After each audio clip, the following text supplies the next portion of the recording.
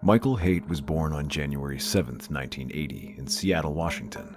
However, at an early age, his family relocated to Cedar City, Utah, following the completion of his father's dental school. As a child, Michael was a typical young boy who enjoyed baseball, basketball, and soccer. He achieved the rank of Eagle Scout and excelled in school. After graduating high school in 1998, Michael spent the summer working at a fish plant in Alaska. He quickly earned the position of line manager, overseeing more than a dozen men. His work ethic and dedication were recognized, leading to his promotion. Michael went on a mission trip to South Brazil as a dedicated member of the Church of Jesus Christ of Latter-day Saints. This experience further deepened his faith and strengthened his commitment to his religious community. Upon his return to the United States, Michael pursued a degree in business at Southern Utah University, where he graduated in 2004. At Southern Utah University, Michael met his future wife, Tasha Earle. They fell in love and married in the St. George Temple on May 10, 2003. Michael appeared to be the epitome of a devoted husband and father to outsiders. He coached his children's sports teams, attended their school concerts,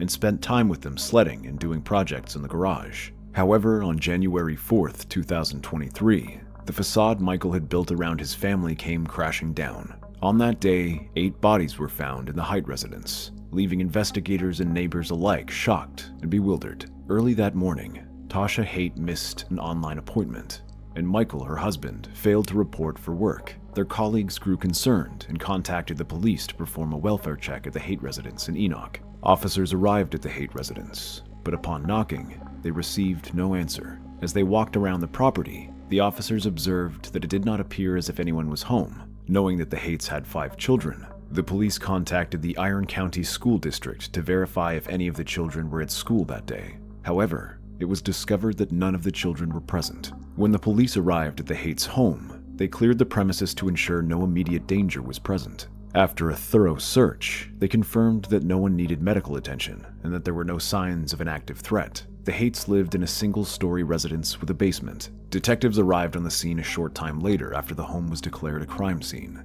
Upon entering the main bedroom, the detectives noticed that the 4-year-old Gavin was laying flat on his stomach, his head turned to the left. One of his arms was placed under his head on a comfortable pillow, while a blanket covered a portion of his body. Similar to Gavin, Tasha was only partially covered by the blanket. The detectives discovered an older woman on the other side of the bed. She was later identified as Gail Earle, Tasha's mother. Gail was also lying on her back, her head resting on a pillow. Like her daughter and grandson, Gail was partially covered by a blanket. As the detectives continued their search of the Haight's home, they entered Briley's room, where they found the 12-year-old girl lying in bed. She was slightly inclined and partially covered with a blanket. In Eamon's room, the detectives discovered a 7-year-old boy lying face down in the corner of the room. Unlike his siblings, he did not have a pillow or blanket over him. Sienna, Eamon's twin sister, was found in her bedroom, lying on her left side in bed, her head resting on a pillow, also covered with a blanket. Macy,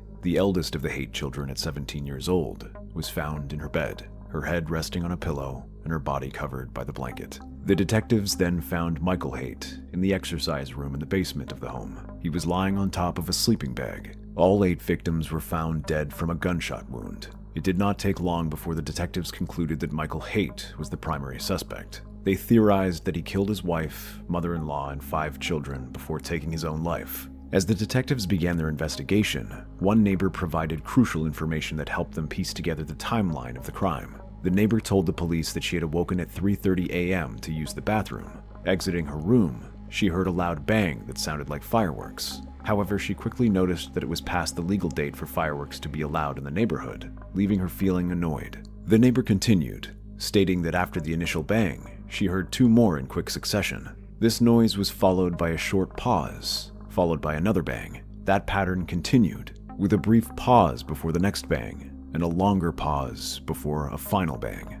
Based on the neighbor's statement and the condition of the 8 bodies found inside the house, the detectives speculated that the bangs she had heard around 3:30 a.m. were directly related to the events that unfolded that night. They believed that Michael Haight carried out the brutal killings during this specific time frame. During the investigation into the Haight family murders, detectives learned that an unnamed non-family member had reported abuse to the police in the Utah Division of Child and Family Services in 2020. This individual revealed that Macy, who was 14 years old at the time, confided in them about her fear of her father. That revelation sparked a further investigation into the Haight household. Following receipt of the DCFS report, Macy and her parents were interviewed separately. During Macy's interview, the interviewer learned disturbing information. Macy stated that there were times when her father choked her, and she feared he was going to kill her. She revealed that the violent attacks began in 2017, and spoke of a time when her father grabbed her by the shoulders and pushed her into a wooden piece of furniture. When the detectives interviewed Michael Haight, he denied ever hurting his daughter. He dismissed the incidents described by Macy as misunderstandings and blamed his emotional state on his father's death and the recent divorce of his brother. Michael stated that he had been upset about these issues and took it out on his older daughter. Tasha did not want to press criminal charges against Michael, and the Utah Department of Children and Family Services, the Enoch Police Department, and the Iron County Prosecutor's Office also declined to press charges. They had determined that the case did not meet the statute's requirements for prosecution. Additionally, a lethality assessment was conducted with Tasha, and according to her response, it did not indicate her relationship with Michael was lethal. However, victim services were made available to Tasha and the children for several months after the case was open. Through conversations with Tasha's friends, the detectives gained a different perspective on Michael Haight from that portrayed to the community. According to Tasha's friends, whenever they stopped by the house to visit, they often had to engage in conversation while the water was running in the kitchen to cover up any sound. Tasha believed that Michael was monitoring her conversations and eavesdropping on them. These friends also helped Tasha clean the house whenever they came over, so Michael would have nothing to yell at Tasha about. Tasha's friends shared that whenever they texted her, she would respond with short, positive messages, seemingly mindful of the possibility that Michael might read these messages. They believed this was a way of maintaining a positive image in front of Michael, as to suggest that everything was going smoothly in their marriage. The detectives assigned to the case have learned that Michael exhibited signs of highly controlling behavior towards his wife Tasha. One way in which Michael exerted control over Tasha was by taking her car keys and phone to prevent her from leaving. Another incident that raised suspicion about Michael was his reaction to Tasha purchasing a $30 rug from Walmart to replace a soiled one. Although Tasha had a legitimate need for the carpet, Michael became furious, claiming the purchase was excessive. Tasha confided in her friends that her 7-year-old son, Eamon, was acting more and more like his father, Michael, emulating his bad behavior. Whenever Tasha told Eamon to do something, he responded, "That's not my job." This behavior was concerning for Tasha, as it reflected Eamon's lack of responsibility and disregard for authority. Michael often dismissed or ignored Tasha's instructions, and Eamon seemed to follow suit. According to Tasha's friends, in 2022, Tasha dared indulge in a small act of self-care. Despite the demands of her responsibilities, she decided to get her nails done, a relatively rare occurrence for her. However, her husband Michael did not allow it to happen, placing strict restrictions on her freedom. After Tasha's indulgence, she felt renewed confidence in beauty. She told Michael that she would be getting her nails done on a monthly basis, a decision that did not sit well with him. Angered by his wife's decision, Michael expressed his disapproval, questioning how much this new habit would cost. To alleviate Michael's concerns, Tasha calmly explained that maintaining this self-care ritual costs $25 per month. However, Michael remained unconvinced, arguing that Tasha was taking food from their children's mouths by spending money on her nails. His perspective was rooted in control and a deep financial responsibility towards their family. Around the same time, Tasha started prioritizing her self-care and began losing weight. After years of her husband calling her fat and ugly, Michael was furious that she was shedding pounds. He accused Tasha of cheating on him, trying to justify the sudden change in her physical appearance. Michael's controlling behavior reached new heights as he attempted to manipulate Tasha's weight loss. He pleaded with her to stop losing weight, concerned that other men might look at her with desire. Underlying this demand were his deep-seated insecurities and desire for complete control over his wife's body and behavior. Tasha's friends also told the police about when the family kitchen table unexpectedly broke,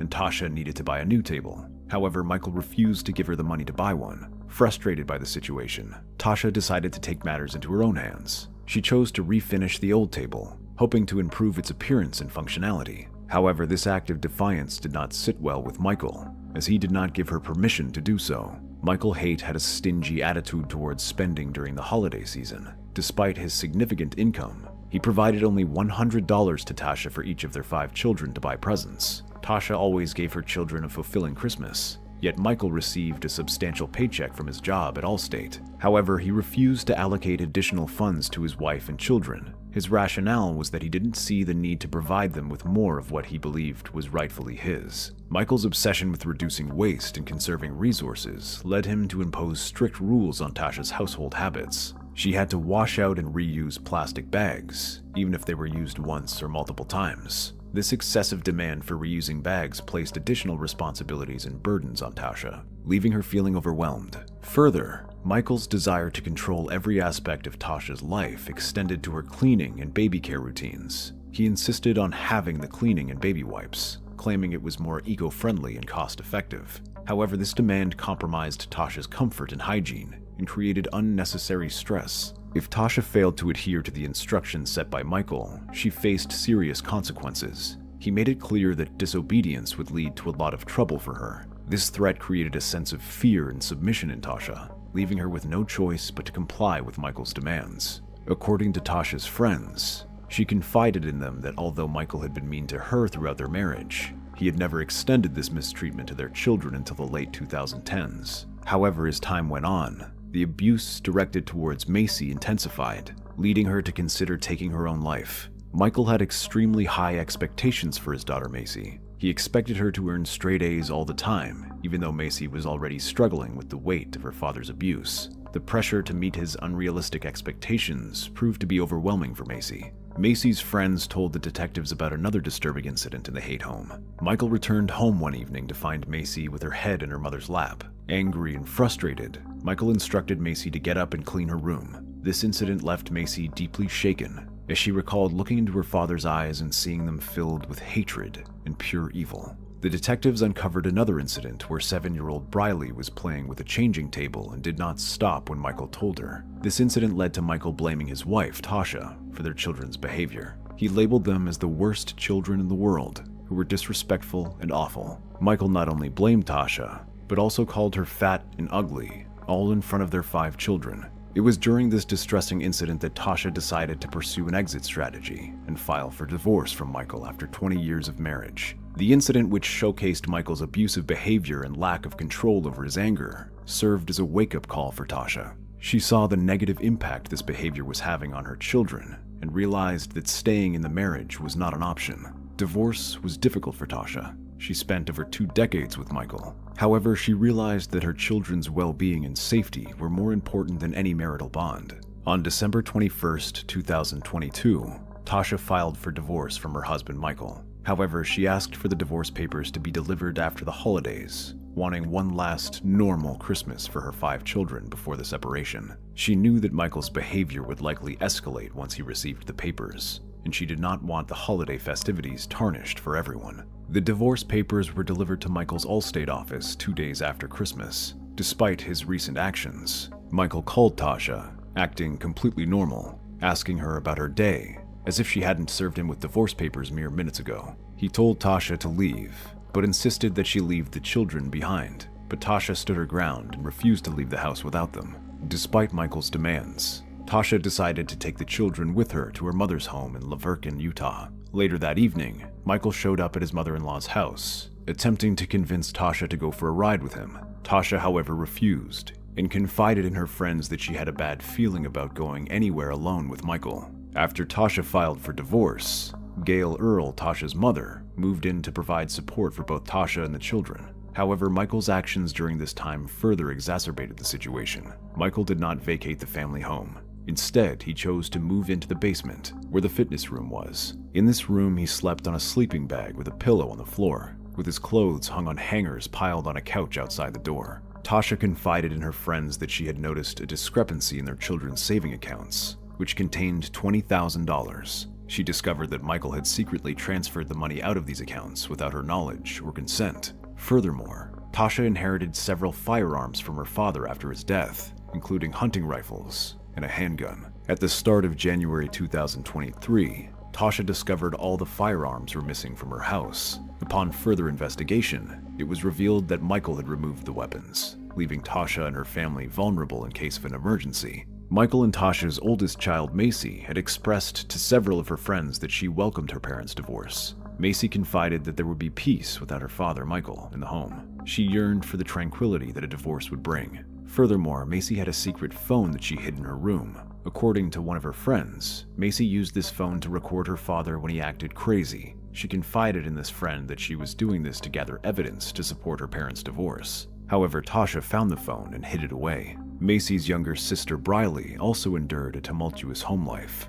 Due to the constant drama at home, Briley often sought refuge at her neighbor's house. This neighbor had grandchildren of a similar age, and Briley found solace in the company of these children. Briley disclosed to a friend that she was happy about her parents' impending divorce. She even mentioned purchasing some new books, but she refrained from telling her father out of fear that he might get angry with her. On January 3, 2023, Tasha met with her attorney to discuss her ongoing concerns about her divorce from her abusive husband, Michael. During their conversation, Tasha revealed that although Michael was still living in the family home, she was relieved that he had recently relocated to the basement. Given Michael's volatile behavior, the attorneys pressed Tasha on whether she ever experienced any concern for her or her children's safety. Despite Michael's occasional outbursts, Tasha reassured her attorneys that she never feared for her or her children's well-being. In hindsight, it is clear that Tasha's optimism and misplaced faith in her husband were tragically misplaced. The investigation into the Haight family shooting was a harrowing journey for police detectives as they pieced together the chilling sequence of events that led to the tragic outcome. One chilling discovery stood out amid the digital evidence collected from the family's computers and cell phones. On December 30th, mere days before the deadly shooting, Michael conducted a disturbing Google search. At 10:41 p.m., Michael's queries delved into firearms and shooting-related topics. These searches and other evidence gathered during the investigation painted a chilling picture of Michael's intentions. The search results revealed alarming questions, such as, how loud is a 9mm gunshot? What does a gunshot sound like? I heard gunshots near my house. What do I do? If you heard a single gunshot in your neighborhood at night, would you immediately recognize it as such? Would you either way be alerted enough to call the police? How loud is a gunshot in the house? Would a neighbor hear a gunshot in the garage? How loud is a 40mm pistol? In the note Michael crafted before he took his life, it said he preferred to rot in hell than to continue enduring what he described as controlling behavior by his wife. Michael expressed that he could not handle the situation for another day and was determined to put an end to the manipulation and control he had been subjected to. Michael's note expressed deep frustration and desperation. He mentioned repeatedly asking for help, but no one seemed to listen. In this note, Michael emphasized his determination to not be a burden to society. The details of this case have left many in shock and disbelief, as it painted the picture of a deeply dysfunctional family plagued by violence. Michael's actions were premeditated and calculated. He carefully planned the murders, ensuring that his wife and children were unaware until it was too late.